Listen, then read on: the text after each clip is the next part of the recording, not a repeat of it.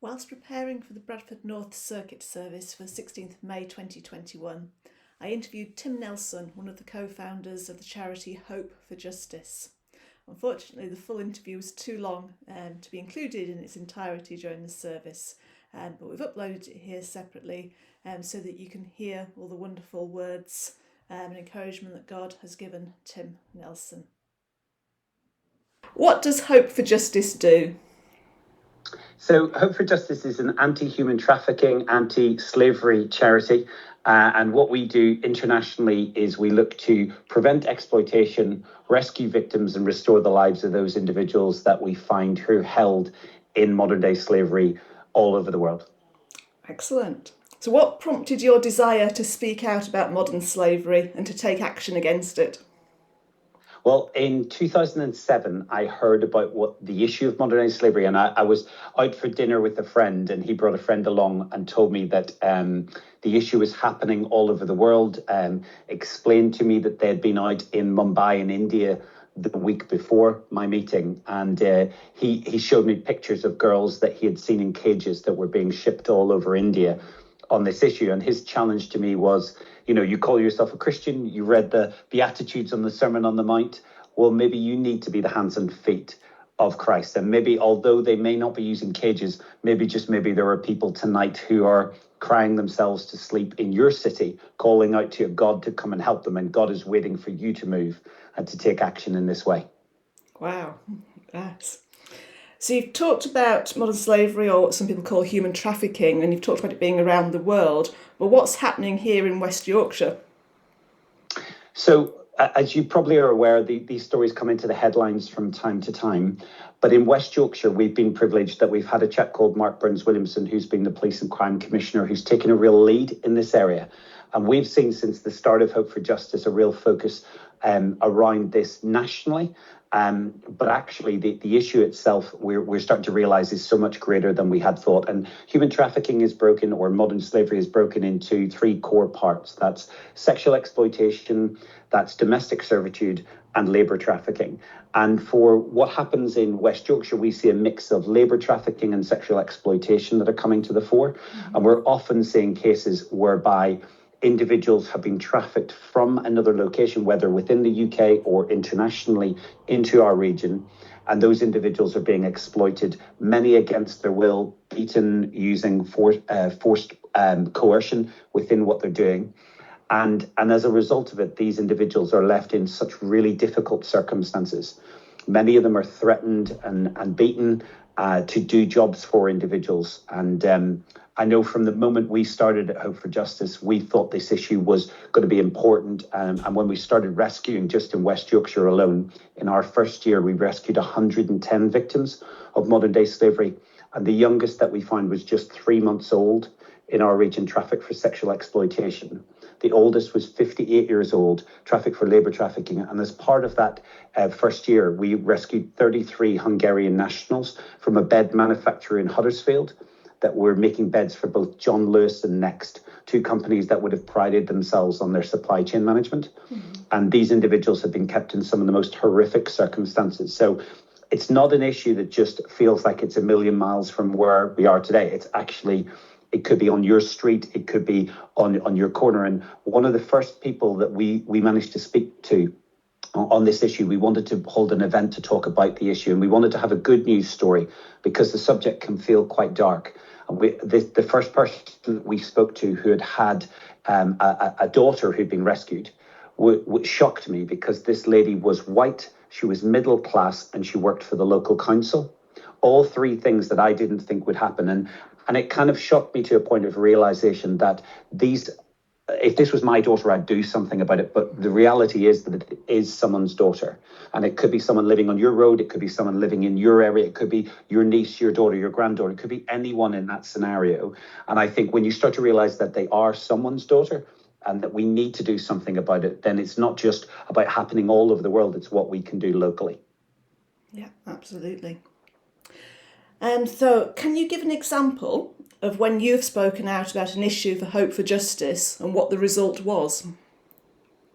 Well, I can tell you that I've had umpteen occurrences to be able to go and speak on behalf of Hope for Justice, and we find that, linked directly to what the Bible tells us about this, that when God spoke, his words weren't just for communication, they were for creation. And we've got an amazing ability as Christians to speak out in a way that can create a pathway of freedom for people. And I know whenever I spoke out to even just talk about what we were doing in West Yorkshire and see it happen again in West Midlands, it prompted an individual to step up and to help fund us for the next 3 years in West Midlands. And in our first year of operation there, we rescued 104 victims yet alone. And the next year saw rescue rates go up by 127%. And actually, that hub that we created in 2019 came to the fore because it was part of Operation Fort, where we supported 93 victims that we would help part to rescue and part to assist in rescue. And that case was cited by the court as being the largest case for freedom in European history and European modern history, around individuals that were found, with just over 400 victims being identified by the police and ourselves in that case. So I think what we say isn't just pithy and trite in what we do. As Christians, we carry the presence of God in what we do. So when we communicate in a way that causes people to stand up and take notice. And if we speak about the things that are touching the very heartbeat of God, we can create a pathway, not just for people to experience an understanding of what creation actually is, but actually we can create an understanding of the Spirit of God that lives inside of us. That greater is He that lives in us than that lives in the rest of the world. Ultimately, God inside of us is the hope of glory. So if we communicate that, we communicate it to a world that leaves them hungry and thirsty to know more about who He is. Excellent. So not just spreading the message about human trafficking and modern slavery, but also spreading that message of the love of God and the responsibility we have as Christians to kind of put His love into action. So that's great. Absolutely. The Bible says faith without works is void, and therefore it's easy to sit at home and to live almost like a kumbaya Christianity, in terms of one that almost feels like it's lacking action. But if you can put faith and action together, then I believe that God can marry His extra to our ordinary, and we can see something extraordinary happen in our lifetime. And there's so many amazing examples in history of individuals in the Christian world who've stepped up and said and spoken out, whether that's William Booth or Shaftesbury or any of the amazing people who have seen Christianity front and foremost in politics today. What I've realized is that it takes people to, almost in the Christian world, to get off our blessed assurance and actually do something that would challenge the world. And I think that's almost like the David in each one of us that wants to take on the Goliath of what's out there. And it can feel that Goliath is so big and so daunting. But that part of David where he goes, who is this uncircumcised Philistine anyway? I think that's the mentality that we as Christians need to have. And quite often we can demonstrate to the world a view of Jesus that he's almost lacking passion and lacking zeal, and that he's almost a watered down version of who God is. And if we're not careful, that watered down version inoculates people into who Jesus is, who God is in our lives. It radically can transform the vision that people see of Jesus to this community. So I would encourage everyone, in whatever issue you feel God is connecting your heart to and your hand to, that actually you don't have to just sit and watch the world pass you by, but you can, on your watch, do something. The talent that God has given you, you can put to work to help the least, the last, and the lost, and go out into the darkest parts of our community and transform them. Because where there is light, there can be no darkness. And we carry that light in earthen vessels, that we're called to bring it as merchants of hope, dispensing hope everywhere we go. Excellent. That's a great message. In the service, we've been looking at some of the issues that people have identified that are important to them. We carried out a survey, and I've summarised the results earlier in the service. So what can people do if they want to speak out in these areas? Perhaps if they lack a little bit of confidence in how to start being that light.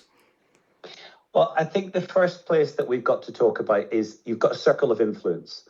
you've got friends, you've got family members that you can talk about, and they're the greatest degree of comfort.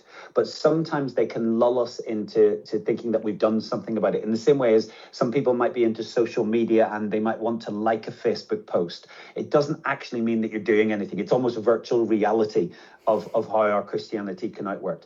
And I think it's when you start to, people are in an amazing position of being able to write to people. And in this day and age where writing seems to be a bygone thing, a letter received in an environment is received completely differently than it was maybe even 10 years ago.